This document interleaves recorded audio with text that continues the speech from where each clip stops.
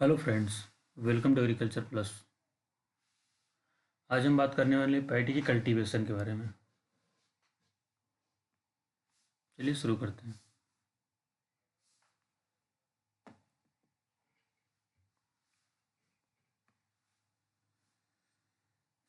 अगर हम बात करें इसके साइंटिफिक नेम की, तो ये है ओराइजा सेटाइवा।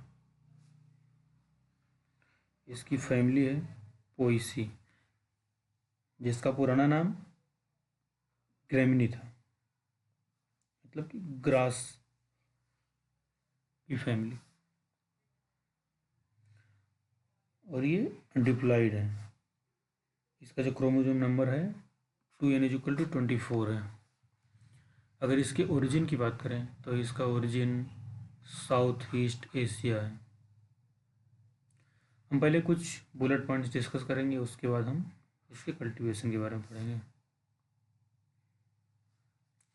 ये मोर देन 60% वर्ल्ड की पॉपुलेशन जो है उसके लिए ये स्टेपल फूड है। स्टेपल फूड मतलब कि मुख्य आहार, मेन फूड। जैसे कि हमारा इसमें आता है राइस, व्हीट, मेज, इस तरीके का। पैडी जो है total 43% total food grain production में कंट्रीब्यूट करती है इंडिया में, और 46% टोटल सीरियल्स के प्रोडक्शन में इसका कंट्रीब्यूशन है इंडिया में।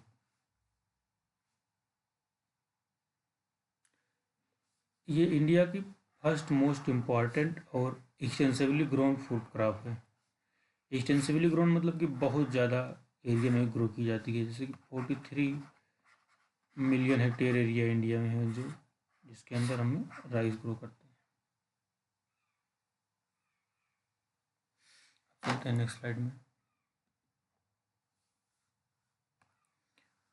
अगर हम इसके राइस के इन्फ्लोरेसेंस की बात करें, इसको हम पेनिकल कहते हैं। राइस के जो स्टेमन्स होते हैं ये 6 होते हैं। स्टेमन्स मतलब कि मेल पार्ट। और इसके जो स्टेम है इसको हम कम कहते हैं, CULM। कम इसलिए कहते हैं क्योंकि इसका जो अंदर का स्टेम के अंदर का पोर्शन होता है ये हालो होता है, यहाँ खाली होता है। यहाँ पे नोड्स होती हैं, यहाँ एक पतली फिल्म बनी होती है जिससे वाटर अंदर जाता है, लेकिन ये पोर्शन हालो होता है। और लेमा और पेलिया को टुगेदर हम होल कहते हैं। लेमा पेलिया मतलब कि जो हमारा पैडी होता है, पैडी के ऊपर का जो कवर है उसे हम लेमा और पेलिया कहेंगे, और इन दोनों को मिला के हम हाल कहते हैं, जिसको भूसी जिस तरीके से कहते हैं इसको। ये सेल पॉलिनेटेड क्रॉप है और शॉर्ट डे क्रॉप, और इसके फ्रूट को हम कैरोप्सिस कहते हैं। जो जीन रिस्पॉन्सिबल है इसके डार्कनेस के लिए वो है DG वू जीन। इसका फाइब्रस रूट सिस्टम होता है। फाइब्रस रूट सिस्टम मतलब कि जो रूट होती है ऊपर ही की सतह पे 5 से 6 सेंटीमीटर पे, 6-8 सेंटीमीटर पे फैली होती है। और एक टैप रूट सिस्टम होता है। टैप रूट में क्या होता है कि वो नीचे तक काफी जाती है। राइस का जो जर्मिनेशन होता है उसके लिए टेम्परेचर चाहिए होता है ग्रेटर देन 10 डिग्री सेल्सियस। अगर 10 डिग्री सेल्सियस के ऊपर टेम्परेचर है तभी राइस जर्मिनेट, नहीं तो इसका जर्मिनेशन नहीं होगा। इसके टोटल 5 ग्रोइंग रीजन्स हैं। ग्रोइंग रीजन्स मतलब कि जिस जिस जगह पे इसका ग्रो किया जाता है उसको क्लासिफाई किया गया है, तो ये 5 रीजन्स बने हैं। डीहस्क्ड या फिर अनहस्क्ड राइस को हम ब्राउन राइस कहते हैं। ब्राउन राइस क्या होता है, जो राइस है इसकी अगर भूसी हमने नहीं निकाली है ऊपर की तो इसे हम कहेंगे ब्राउन राइस। जो मिलिंग परसेंटेज होती है पैडी की ये है 50 से 55%। मिलिंग मतलब कि जो रेशियो है भूसा और दाना का वो 50 से 55% है। और हार्वेस्ट इंडेक्स 0.40। नेक्स्ट स्लाइड पे चलते हैं।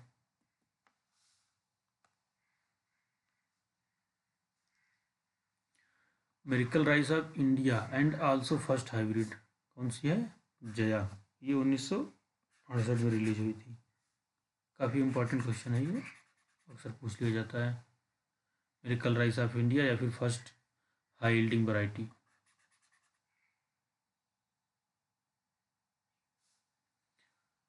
फिर most prominent cropping system in India जो है वो राइस व्हीट क्रॉपिंग सिस्टम है। कितना है?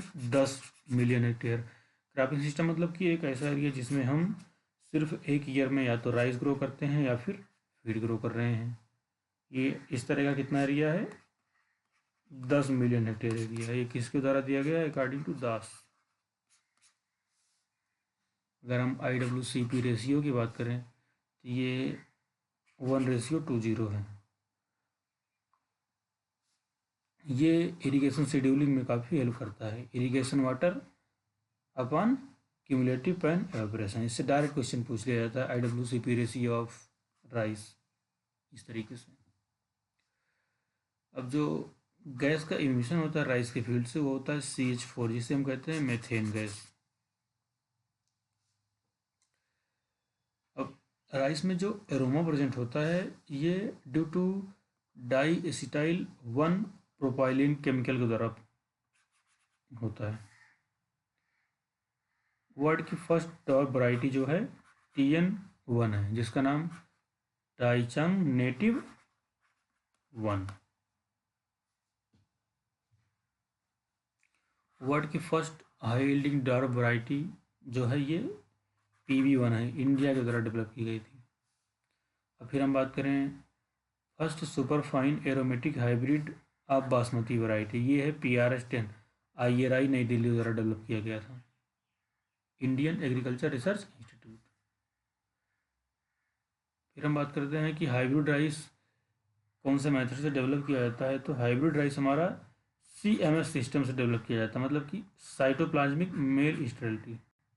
एक होता है GMS जेनेटिक मेल स्टेरिलिटी, एक होता है CGMS cytoplasmic genetic male sterility. ठीक है। हम पैराबॉइल्ड राइस की बात करें तो parboiled rice B12 vitamin higher amount में कंटेन करता है। पैराबॉइल्ड राइस में क्या होता है कि राइस का हाइड्रोथर्मल ट्रीटमेंट किया जाता है बिफोर मिलिंग।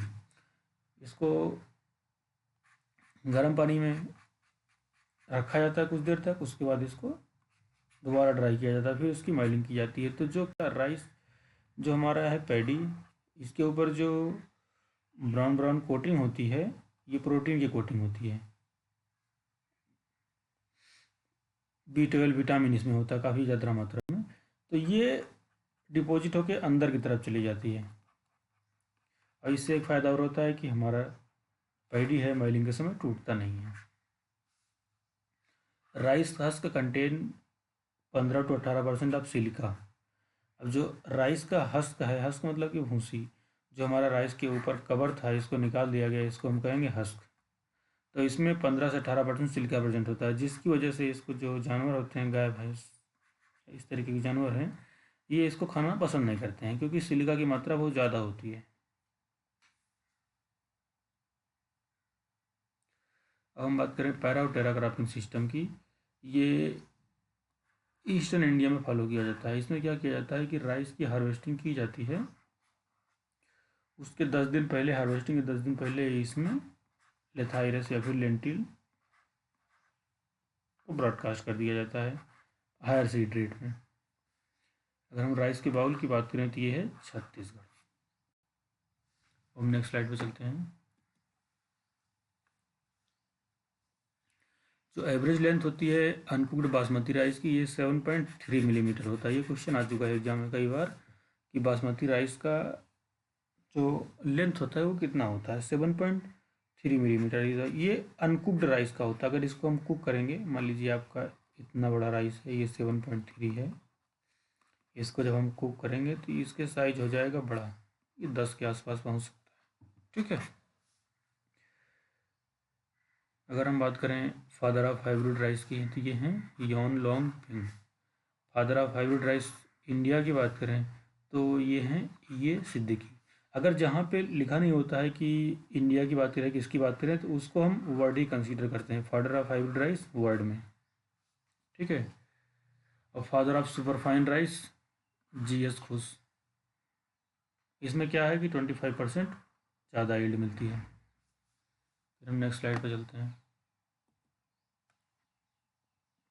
अब हम इसके रिसर्च इंस्टीट्यूट की बात करते हैं तो सबसे पहले आएगा हमारा CRRI, central rice research institute, जो हमारा कटक उड़ीसा में है। ये 1946 में इस्टेब्लिश हुआ था। ये क्वेश्चन काफ़ी पूछा जाता है कि इस्टेब्लिश कब हुआ था, क्योंकि ये जो इंटरनेशनल सेंटर है उससे पहले ही ये CRRI इस्टेब्लिश हो चुका था। क्योंकि आपका जो ये इर्री है इंटरनेशनल, ये 1960 में इस्टेब्लिश हुआ था। फिर हम बात करते हैं IIRR की, Indian institute of rice research, ये आपका हैदराबाद में 1965 में इस्टेब्लिश हुआ था। फिर एक्रिप की बात करते हैं, all India coordinated research improvement project, ये राजेंद्र नगर हैदराबाद 1965 इस्टेब्लिश हुआ था। एक्रिप का काम क्या होता है कि इसमें राइस की वैरायटी के इम्प्रूवमेंट के बारे में बात की जाती है। फिर हमारा इर्री आता है, international rice research institute Los Banos, जो मनीला में है फिलीपींस में, ये 1960 में इस्टेब्लिश हुआ था। अब चलते हैं नेक्स्ट स्लाइड पे।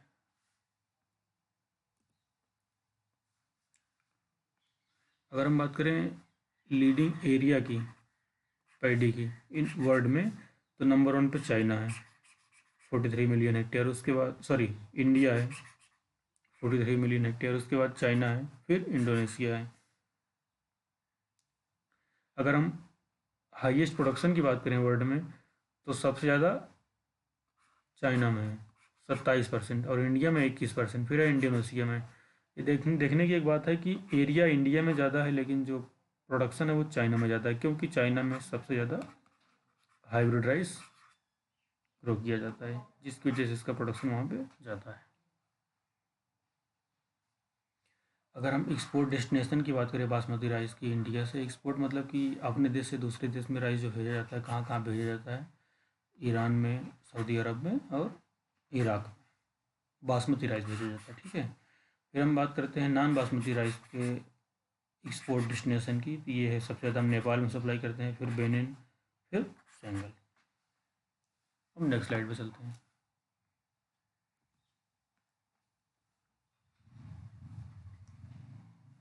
अगर हम स्टेट में बात करें हाईएस्ट प्रोडक्शन की तो सबसे पहले आता है हमारा वेस्ट बंगाल, फिर पंजाब, फिर उत्तर प्रदेश। ये 2017-18 के डाटा के अनुसार है। अगर हम बात करें मेजर राइस एक्सपोर्टिंग कंट्री की तो वो है इंडिया, जिसने 11 मीट्रिक टन राइस को एक्सपोर्ट किया था 2015-16 में। ये डाटा लेटेस्ट है एक तरीके से, जब नए डाटा आएंगे तो वो इस एक अलग करंट अफेयर्स में डाल दी जाएंगे। फिर हम बात करें कि मेजर राइस इंपोर्टिंग कंट्री कौन है, वो है चाइना, 3.25 मीट्रिक टन 2015-16 में। चाइना सबसे ज़्यादा प्रोडक्शन करता है 27%, इसके बावजूद भी 3.25 मीट्रिक टन इसको इंपोर्ट करना पड़ता है, क्योंकि इसकी पॉपुलेशन इतनी ज़्यादा है, अपने पॉपुलेशन को सप्लाई नहीं कर पाता अपने प्रोडक्शन से। फिर अगर हम हाईएस्ट प्रोडक्टिविटी की बात करें तो इसकी है पंजाब में, 33-37 kg पर हेक्टेयर है ये। नेक्स्ट स्लाइड पर चलते हैं।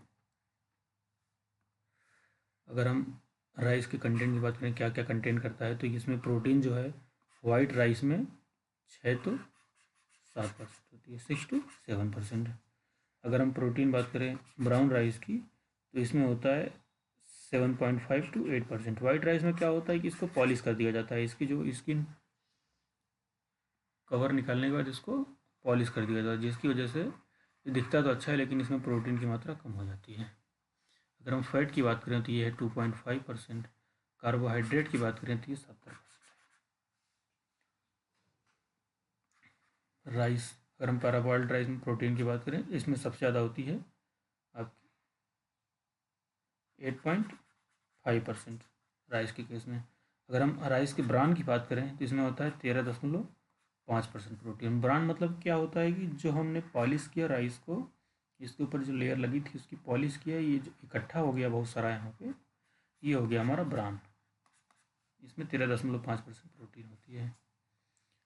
और हम राइस के प्रोटीन को ओराइजिन कहते हैं।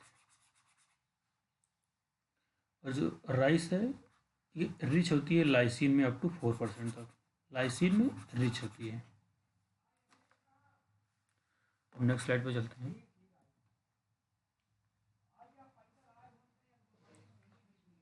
अब हम बात करेंगे इसकी कल्टीवेशन की। राइस की जो टोटल स्पीसीज हैं ये 24 स्पीसीज हैं, लेकिन सिर्फ 2 ही स्पीसीज ग्रो की जाती हैं। फर्स्ट है आपका ओराइजा सेटाइवा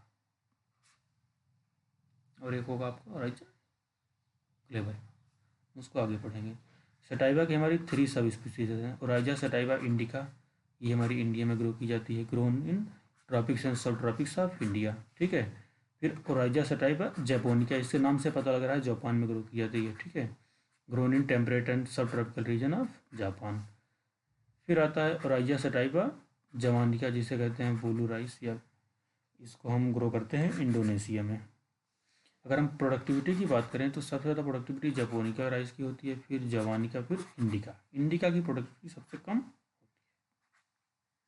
है। अब नेक्स्ट स्लाइड पर चलते हैं।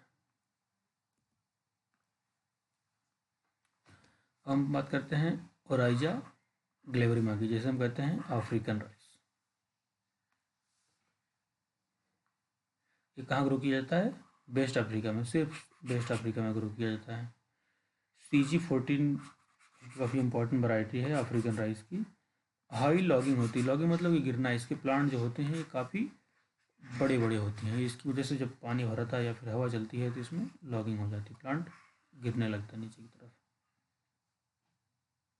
अगर हम इसके सॉइल और क्लाइमेट की बात करें तो जो बेस्ट सूटेड सॉइल है वो होती है क्ले सॉइल या फिर क्ले लोम सॉइल। इसलिए होती है क्ले सॉइल या फिर क्ले लोम सॉइल क्योंकि ये काफ़ी ज़्यादा वाटर की रिक्वायरमेंट इसको होती है, लगभग 1000 से 1500 मिलीमीटर वाटर की रिक्वायरमेंट होती है। अगर हमारा क्ले सॉइल होगा या फिर क्ले लोम सॉइल होगा तो इसमें वाटर होल्डिंग कैपेसिटी काफ़ी ज़्यादा होती है, इसलिए ये सॉइल बेस्ट होती है इसके लिए। अगर हम पीएच की बात करें तो स्लाइटली एसिडिक पीएच इसके लिए बेटर होता है, 5.5 to 6.5। सेमी एक्वेटिक प्लांट होता है जो grown best under submerge condition. Submerge मतलब कि डूबे हुए कंडीशन में, जहाँ पानी भरा होता है वहाँ पे अच्छे से ग्रो होता है ये। राइस की जो क्लाइमेट की रिक्वायरमेंट होती है ये रिक्वायर होती है वार्म एंड ह्यूमिड क्लाइमेट, गर्म हो और साथ साथ मॉइस्चर भी हो। और इसको जो वाटर रिक्वायरमेंट होती है 1000 से 1500 मिलीमीटर वाटर की रिक्वायरमेंट होती है। नेक्स्ट स्लाइड पर चलते हैं।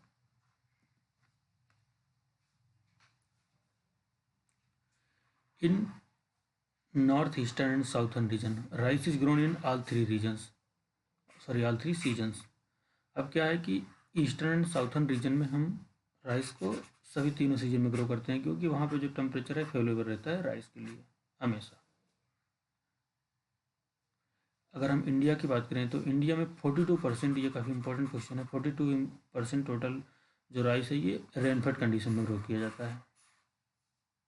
रेनफेड मतलब कि वर्षा आधारित, जब बारिश होगी तभी राइस का ग्रो होगा, नहीं तो नहीं। अगर हम बात करें 1 kg राइस से प्रोड्यूस की वाटर रिक्वायरमेंट की तो ये लगभग 5000 लीटर होती है। 5000 लीटर पानी लगता है लगभग 1 किलो राइस बनने में। और इसी तरीके से एरोबिक राइस की बात करें तो एरोबिक राइस इसका जस्ट हाफ 2500 लीटर वाटर की रिक्वायरमेंट होती है to produce 1 kg of rice. Aerobic rice मतलब क्या होता है कि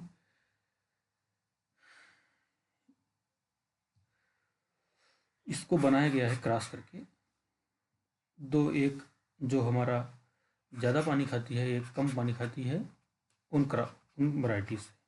तो हमारा बना एक एरोबिक राइस जो कि हर कंडीशन में ग्रो हो सके, ऐसा बनाया गया, कम पानी भी खाए और उपज भी अच्छी है। इसमें क्या था कि ये पानी ज़्यादा खाता था, इसमें क्या था कि ये उपज इसमें कम आती थी। तो इन दोनों को क्रॉस करके एक नया बनाया गया जिससे नाम रखा गया एरोबिक राइस।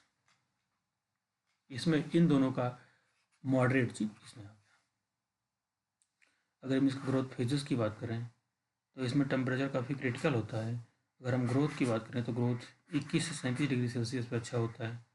ब्लूमिंग जो होती है हमारी, ये 26.5 से 29.5 डिग्री सेल्सियस पर होती है। ये काफ़ी इम्पॉर्टेंट क्वेश्चन है, बहुत बार पूछा जाता है। ब्लूमिंग मतलब कि उसमें जो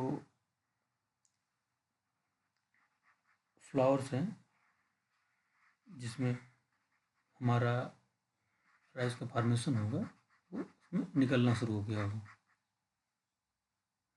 इसी तरीके से पेनिकल इनिशिएशन में 20 से 22 डिग्री सेल्सियस टेम्परेचर चाहिए होता है। राइपनिंग मतलब कि पकने में राइस के 20 से 25 डिग्री सेल्सियस टेम्परेचर चाहिए होता है। Maximum temperature which the crop can tolerate is 40 to 42 degree Celsius, मतलब कि ज़्यादा टेम्परेचर 40 से 42 डिग्री सेल्सियस है जो प्लांट टॉलरेट कर सकता है। अगर इससे भी ज़्यादा टेम्परेचर अगर आता है फील्ड में तो प्लांट में थोड़ा बहुत नुकसान होना शुरू हो जाता है। अब नेक्स्ट स्लाइड पर चलते हैं। अगर हम सोइंग टाइम की बात करें, ग्रोइंग सीजन और सोइंग टाइम, जैसे कहते हैं ऑटमन या फिर खरीफ या फिर अस राइस, इसको हम मई जून में सोइंग करते हैं। विंटर राइस या फिर रबी राइस या फिर इसका दूसरा नाम है अमन राइस, इसको हम जून जुलाई में बोते हैं। अस का मतलब होता है कि बिफोर मानसून, ठीक है। अमन मतलब eight the time of monsoon, मतलब कि बारिश होने के पहले, ये बारिश होने के समय, क्योंकि जून जुलाई में बहुत बारिश होती है। फिर हम बात करते हैं स्प्रिंग या फिर समर, जिसका नाम है बोरो या फिर दलुआ राइस जिसे कहते हैं, इसको हम दिसंबर या जनवरी में बोते हैं। ये काफ़ी पूछ लिया जाता है कि बोरो राइस सिर्फ इतना पूछा जाता है। बोरो राइस की सोइंग कब होती है? दिसंबर से जनवरी में। ये जो टर्म्स हैं अस, अमन, बोरो, ये काफ़ी इंपॉर्टेंट है। अब नेक्स्ट स्लाइड पे चलते हैं। इसमें हम कुछ इम्पोर्टेंट वैरायटीज़ के बारे में देख रहे हैं, जैसे कि हमारी म्यूटेंट वैरायटी है, ये है जगन्नाथ। म्यूटेंट मतलब कि इसमें कुछ म्यूटेशन हुआ, अचानक से चेंज आया। अब सैलाइन अल्कलाइन टोलरेंट वैरायटी की बात करें तो CSR 10, CSR 13, CSR 27 है। और साल्ट टोलरेंट की बात करें तो ये है लुमसरी IR8 SR 26B। फिर brown plant hopper resistant varieties की बात करें अरुणा और चंद्रा। ब्लास्ट रेजिस्टेंट वैरायटीज़ की बात करें तो तुलसी IR 64। ड्रॉट टोलरेंट की बात करें तो गोविंद, सबरी, सहभागी धान, ठीक है। डीप वाटर राइस की बात करें पंकज, जगन्नाथ, मतलब कि जो ज़्यादा पानी में भी हो सकती है। अगर आधा प्लांट डूबा है तब भी कोई दिक्कत नहीं, राइस हो जाता है। पुअर फ्लडेड सिचुएशन या फिर हीरा और कलिंगा 3। पुअर फ्लडेड सिचुएशन जहाँ आगे हमेशा पानी भरा रहता है, यहाँ पे निकासी नहीं है सही से। हम नेक्स्ट स्लाइड पे चलते हैं। अगर हम इसके टेस्ट वेट की बात करें तो बासमती राइस का जो टेस्ट वेट होता है ये 21 ग्राम होता है और नॉन बासमती का लगभग 25 ग्राम होता है। टेस्ट वेट क्या होता है कि 1000 दानों का वेट होता है। कितना है? 21 ग्राम बासमती राइस। ये क्वेश्चन पूछा जाता है बहुत बार, क्योंकि इसमें दो अलग अलग टेस्ट वेट होते हैं, बासमती राइस का अलग, नॉन बासमती राइस अलग। नॉन बासमती मतलब सिंपल राइस, इसका टेस्ट वेट 24 से 25 ग्राम। अगर हम राइस की ट्रांसप्लांटिंग की बात करें तो खरीफ सीजन में जो है ये 21 से 25 डे आफ्टर सोइंग ट्रांसप्लांट कर दिया जाता है। इसके लिए पहले क्या किया जाता है? नर्सरी डाली जाती है, नर्सरी से मेन फील्ड में ट्रांसप्लांट किया जाता है। नर्सरी से जो मेन फील्ड में ट्रांसप्लांट करने का ड्यूरेशन होता है उसमें यही बताया जा रहा है 21 से 25 दिन बाद आप मेन फील्ड में लगा सकते हैं खरीफ सीजन में। रबी सीजन की बात करें तो 30 से 35 दिन में। SRI मेथड में 10 से 12 डे आफ्टर सोइंग। SRI मतलब कि system of rice intensification. Dapog method में 11 से 14 दिन में नर्सरी तैयार हो जाती है। ड्राई लैंड एरियाज में 25 से 30 दिन में। हम नेक्स्ट स्लाइड पर चलते हैं। अगर हम इसके सीड रेट की बात करें तो इसमें भी बहुत ज़्यादा विविधता है। ब्रॉडकास्टिंग में हम 100 से 125 kg तक सीड यूज कर लेते हैं लेट में। ड्रिलिंग मेथड में 50 से 60 केजी। हाइब्रिड राइस जो है हम 15 केजी पर हेक्टेयर यूज करते हैं। श्री मेथड में 5 से 7 केजी में ही काम हो जाता है और डकवर्क मेथड में 40 से 45 केजी पर हेक्टेयर या फिर 1.5 केजी सीड पर मीटर स्क्वायर लगता है इसमें। अगर हम ड्यूरेशन ऑफ राइस की बात करें तो इसको 3 भागों में बांटा गया है। शॉर्ट ड्यूरेशन में लेस देन 120 दिन में क्रॉप रेडी हो जाती है। ड्यूरेशन मतलब कि क्रॉप जिस दिन सो हुई और जिस दिन हार्वेस्ट हुई, ये कितना लंबा समय था, तो लगभग 120 दिन से कम समय में शॉर्ट ड्यूरेशन हो जाती है। मीडियम ड्यूरेशन में क्या होता है कि 120 से 150 दिन में होती है और लॉन्ग ड्यूरेशन में 100 ग्रेटर देन 150 डेज में तैयार होती है। नेक्स्ट स्लाइड पर चलते हैं। नेक्स्ट स्लाइड में नॉर्मल फर्टिलाइज़र की जो रिकमेंडेशन है, नॉर्मल राइस में 120, 60, 40 केजी पर हेक्टेयर एनपीके है। हाइब्रिड राइस में 170 से 200 केजी नाइट्रोजन और 60 केजी फॉस्फोरस और पोटेशियम की रिक्वायरमेंट होती है।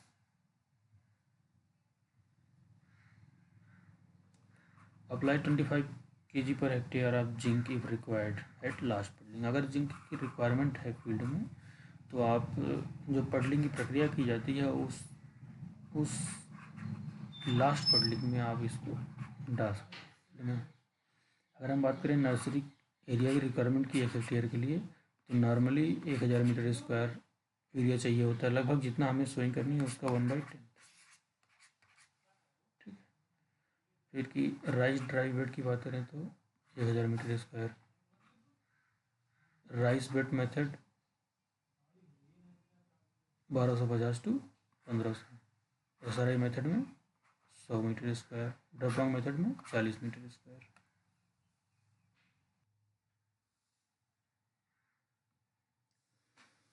हम नेक्स्ट स्लाइड पे चलते हैं। इसमें हम बात करेंगे कल्टीवेशन मेथड की। ट्रांसप्लांटेड पडल्ड लोलैंड राइस पहला मेथड। दूसरा bed seeded puddled lowland rice. तीसरा dry seeded rain fed unpuddled lowland rice. ये हमारा रेन फेड कंडीशन रहता है।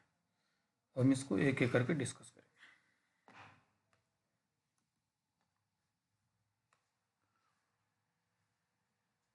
अगर हम बात करें ट्रांसप्लांटेड पडल्ड लोलैंड राइस की तो ये 2 प्रकार से है। पहला बेड नर्सरी, दूसरा ड्राई नर्सरी। अब हम बेड नर्सरी की बात करें तो इसमें 20 सेंट्स लगभग 800 मीटर स्क्वायर चाहिए होता है 1 हेक्टेयर नर्सरी के लिए। अगर हम इसके सीड रेट की बात करें तो 20 केजी हाइब्रिड के लिए लगता है और 30 केजी लॉन्ग ड्यूरेशन के लिए, जिसकी सीडलिंग हमारी 18 से 22 दिन में रेडी हो जाती है। 40 केजी मीडियम ड्यूरेशन के लिए, जिसकी सीडलिंग 20 से 25 दिन में रेडी हो जाती है। और 60 केजी लॉन्ग ड्यूरेशन के लिए, जिसकी सीडलिंग 35 से 40 दिन में रेडी हो जाती है। सीड को ट्रीट किया जाता है सोइंग से पहले, जिसमें इसमें जितने भी सॉइल वार्म फंगल इन्फेक्शन हो या कुछ हो खत्म हो जाए। कार्बेंडाजिम या फिर पायरोक्विलान और ट्राइकोजोल सोल्यूशन से 0 ग्राम पर litre of water for 1 KG seed से ट्रीट किया जाता है। फिर हम नेक्स्ट स्लाइड पे चलते हैं। नेक्स्ट स्लाइड की बात करें तो ड्राई नर्सरी आती है। ड्राई नर्सरी में हम इसमें भी लगभग 20 सेंट एरिया चाहिए होता है। इसकी जो प्लाट की विड्थ होती है 1 से 1.5 मीटर वाइड होती है ड्राई नर्सरी में।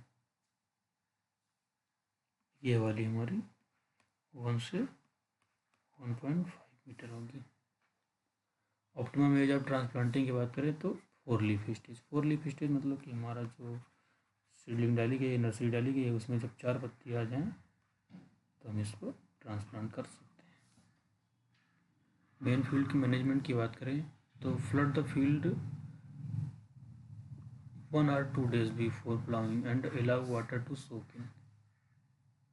फील्ड को पूरा भर दिया जाता है 1-2 दिन पहले प्लाउइंग के, ठीक है, जिससे कि वाटर पूरा सोक कर ले अंदर। और उसके साथ साथ ही वाटर इसमें मेंटेन किया जाता है 2.5 centimetre eight the time of puddling, puddling के समय। पडलर जो होता है हमारा वो वाटर में चलता है। ये इसमें जब चलता है तो इसमें जो वाटर की रिक्वायरमेंट होती है वो 2.5 सेंटीमीटर हो, नहीं तो मिट्टी इकट्ठा होने लगी। इन फ्लफी पैडी सॉइल, फ्लफी मतलब कि फूली हुई मिट्टी, जो कि मिट्टी फूली हुई है वहाँ पे फूलती मिट्टी क्यों है, क्योंकि वहाँ पे बार बार अगर आप पैडी ग्रो कर रहे हो तो मिट्टी वहाँ की फूल जाती है।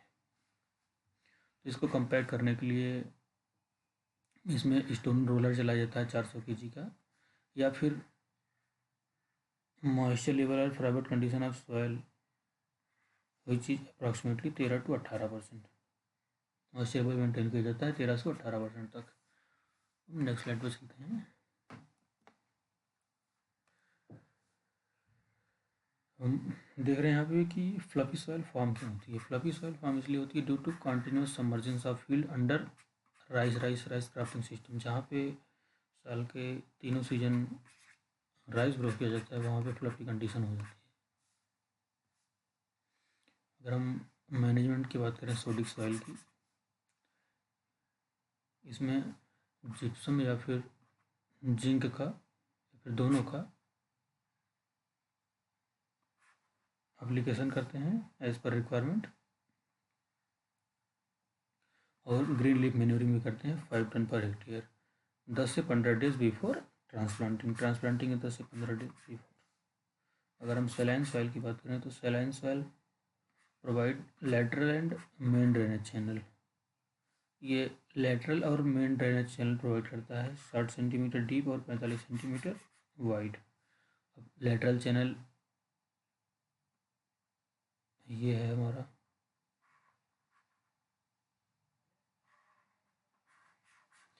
अगर हम आप लेटरल चैनल प्रोवाइड कर रहे हैं फिर मेन चैनल प्रोवाइड कर रहे हैं तो हमारा जो सैलाइन सॉइल है इसकी प्रॉब्लम खत्म हो जाएगी। लेटरल चैनल मतलब कि फील्ड में ज़्यादा पानी एकत्रित ना होने दें, उसको हम बाहर निकासी की व्यवस्था करें। Apply green leaf manure 5 ton per hectare at 10 to 15 days.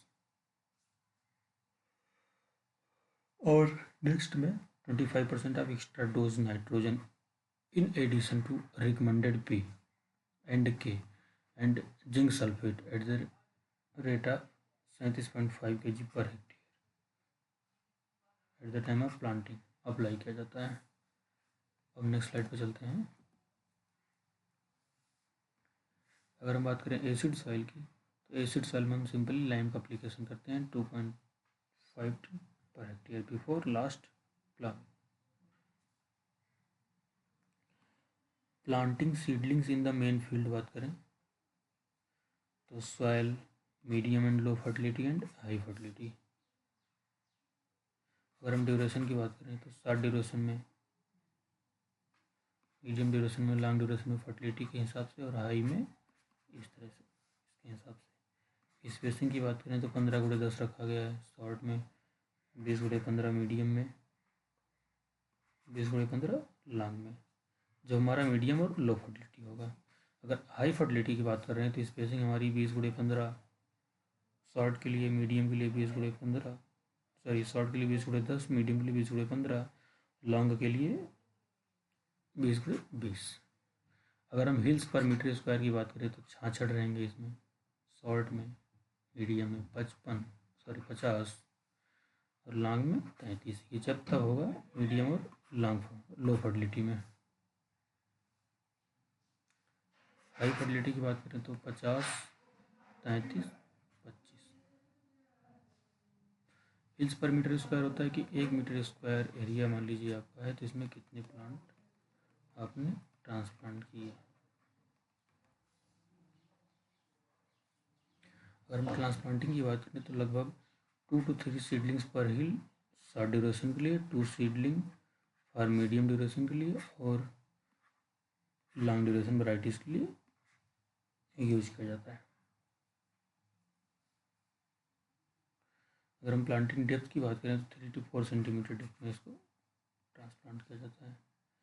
और जो कुछ प्लांट्स मान लीजिए डेड हो जा रहे हैं, नहीं स्टैंड कर पाते हैं, तो उसको 7 से 10 दिन डे आफ्टर ट्रांसप्लांटिंग इसमें गैप फिलिंग कर दी जाती है।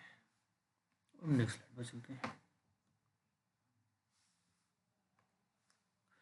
नेक्स्ट स्लाइड में देखते हैं bed seeded puddled lowland rice की बात कर रहे हैं हम। सेकंड मेथड जो हमारा है, इसमें फॉलो सीडेड ऑफ 60 kg, इसमें सीडेड 60 kg चाहिए होता है। Thinning and gap filling should be done 14 to 21 days after sowing. इसमें थोड़ा सा समय मिलता है, 14 से 21 दिन तक इसमें हम थिनिंग और गैप फिलिंग कर सकते हैं। थिनिंग मतलब कि जहाँ ज़्यादा प्लांट हो गए हैं उसको उखाड़ना, फिलिंग मतलब कि जहाँ प्लांट नहीं उसमें लग। Depth of irrigation increased to 2.5 centimetre progressively along the crop age. Crop age के साथ साथ इसमें 2.5 सेंटीमीटर वाटर डेप्थ इंक्रीज करते रहते हैं। फिर हम बात करें dry seeded rain fed unpuddled lowland rice की, जिसे हम कहते हैं रेन फेड राइस। इसमें जो क्रॉप का स्टेबलिशमेंट होता है, ग्रोथ और मेच्योरिटी, ये सब डिपेंड करता है कि कितना रेनफॉल रिसीव हुआ है।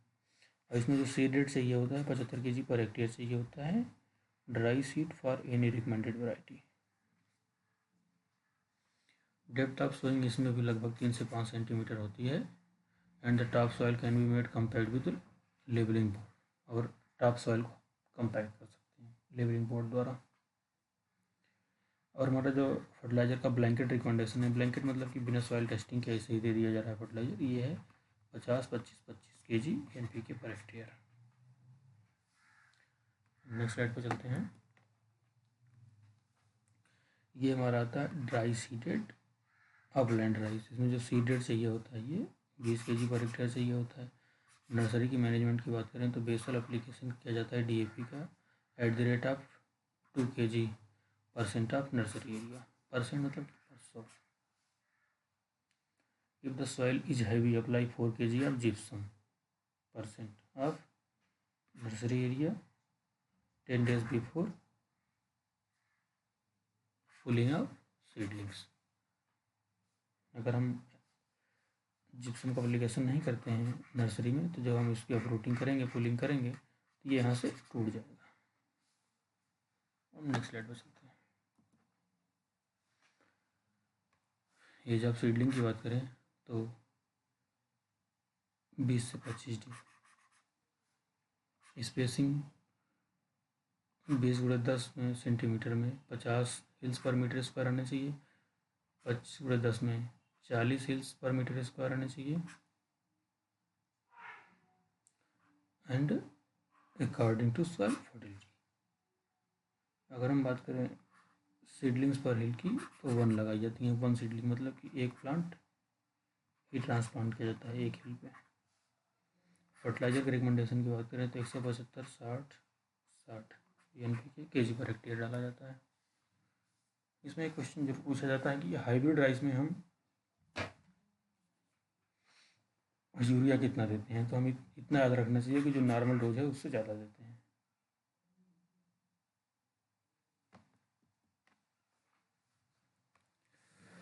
हम बात करते हैं SRI मेथड की, सिस्टम ऑफ राइस इंटेंसिफिकेशन। इसमें जो सीड रेट है हमारा 7 से 8 kg चाहिए होता है, और सिंगल सीडलिंग पर हेड इसकी ट्रांसप्लांटिंग होती है 1 हेक्टेयर एरिया के लिए, और 100 मीटर स्क्वायर ये चाहिए होता है नर्सरी के लिए, इसके 1 हेक्टेयर के लिए। और इसकी यील्ड इंक्रीज होती है लगभग 30 से 50% इस SRI मेथड की वजह से। अगर हम ट्रांसप्लांटिंग की बात करें तो single seedling of 15 days old transplanting की जाती है। स्क्वायर प्लांटिंग इसमें की जाती है 25 सेंटीमीटर पर। स्क्वायर प्लांटिंग मतलब कि अगर हमारा फील्ड है तो हम इस तरीके से इमेजिनरी लाइन ड्रा कर रहे हैं, जहाँ जहाँ पे हमारी लाइन कट रही है ये वहीं पे हम प्लांट लगाएंगे, जिससे हम इसमें जो इंटर कल्टीवेशन करना हो आसानी से इस तरह से भी कर सकें, इस तरह से भी कर सकें। Fill up the gap between 7 to 10 day after transplanting. 7 से 10 दिन के अंदर हम गैप फिलिंग कर सकते हैं ज़रूरत है तो। Transplant within 30 minute of pulling out of seedlings. इसकी सीडलिंग्स का जो रूट होती है काफ़ी कमज़ोर होती है, क्योंकि ये अर्ली समय में ही इसको अपलोड कर लिया गया होता है कि इसको 30 मिनट में ही ट्रांसप्लांट कर देना चाहिए जब इसकी अपरूटिंग होगी उसके बाद। Irrigation only to moist the soil in early period of 10 days।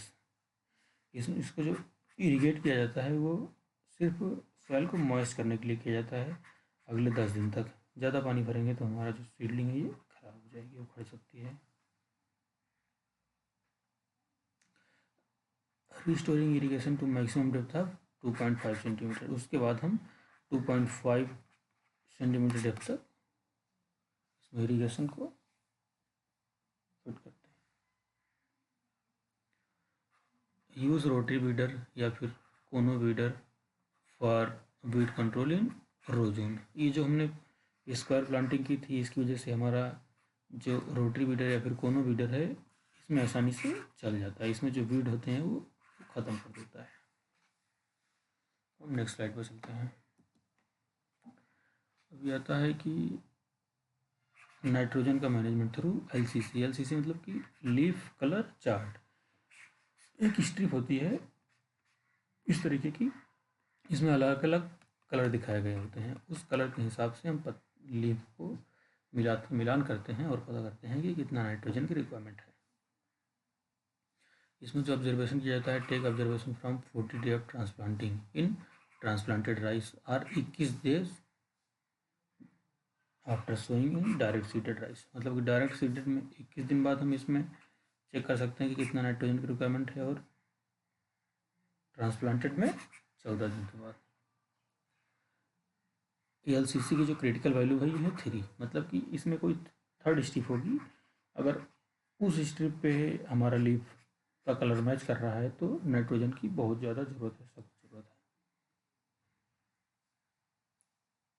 In low N response cultures like white Ponni and 4.0 other cultivars and others.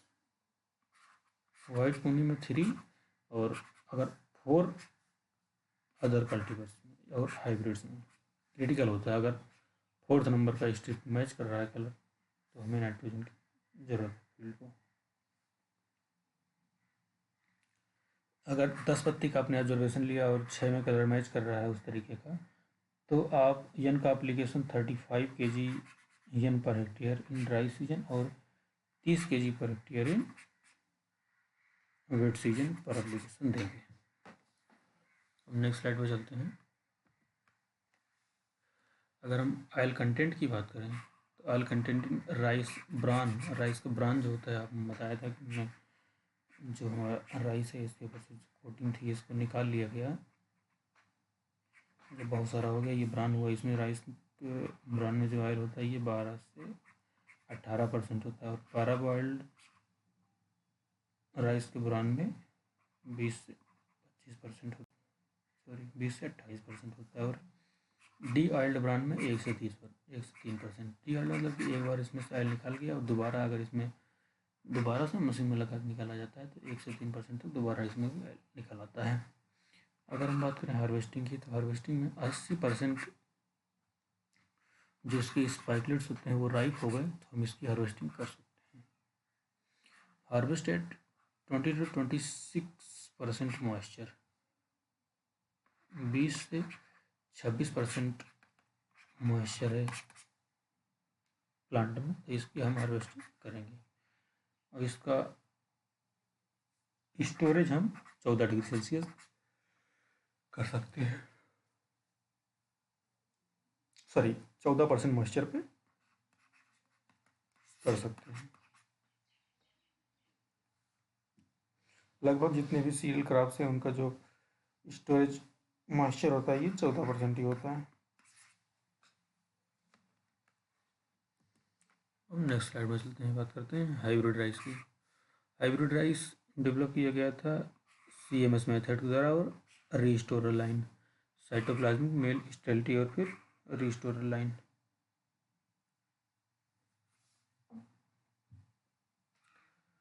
China has more than 50% of area under hybrid rice while India only 2.5%, इसलिए China का production सबसे ज़्यादा है। Slight aroma due to the presence of male sterile line IR 580 two A. Hybrid rice के seed rate की बात करें तो 15 kg पर हेक्टेयर ये क्वेश्चन पूछ लिया जाता है। और सीडलिंग की बात करें तो सिंगल सीडलिंग या फिर कहीं कहीं 2 सीडलिंग पर हिल यूज़ किया जाता है। High dose of nitrogen use किया जाता है, इसमें 170 या फिर 180 से 200 kg per hectare. Famous varieties इसकी जो हैं पंथ hybrid 1, Narendra hybrid 22, PHB 71 and PRH 10, ये सबसे ज़्यादा फेमस वैराइटी है हाइब्रिड। ये राइस द्वारा डेवलप की गई थी 2004 में। हम नेक्स्ट स्लाइड पे चलते हैं। PRH मतलब पूसा राइस हाइब्रिड। हम बात करें गोल्डन राइस की, तो गोल्डन राइस रिकम्बिनेंट टेक्नोलॉजी द्वारा डेवलप किया गया था, जो कि रिच है विटामिन ए में और बीटा कैरोटीन में और आयरन में, ये भी मतलब आयरन में।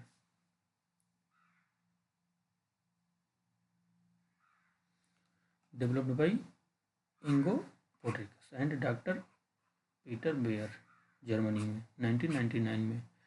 अब हम बात करते हैं एरोबिक राइस की। हमने आगे पढ़ा भी था एरोबिक राइस क्या होता है, ये किसको कैसे डेवलप किया गया। Developed by crossing low yielding upland variety and high yielding lowland rice variety. HUR 3032 variety develop की गई थी BHU बनारस द्वारा। It is direct seeding of rice in non puddled, non flooded, non saturated condition. इस क्या होता है कि direct seeding होती है राइस की नॉन पडल्ड कंडीशन में, नॉन फ्लडेड में, नॉन सेचुरेटेड में। इसकी जो वैरायटीज़ हैं, CR धान 200, जिसका दूसरा नाम प्यारी है, CR धान 202 भी है, CR धान 204, जो हमारा CRRI द्वारा डेवलप किया गया था, सेंट्रल राइस रिसर्च इंस्टीट्यूट। हम नेक्स्ट स्लाइड पर चलते हैं। सॉरी,